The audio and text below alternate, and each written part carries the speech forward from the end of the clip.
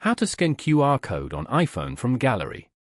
To get started, first of all go ahead and open up the Photos application on your phone. Once you're here, locate the image with the QR code and tap on it to open. When your picture with QR code opens up, you will see an icon on the bottom right corner which tells us that the iPhone detects there is a QR code in this picture.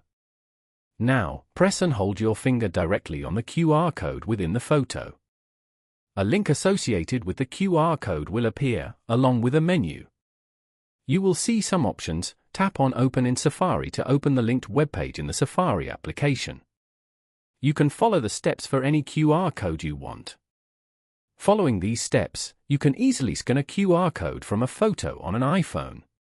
Thank you for watching. Please leave a like if this tutorial helped you, or leave a comment below if you have any questions related to the video.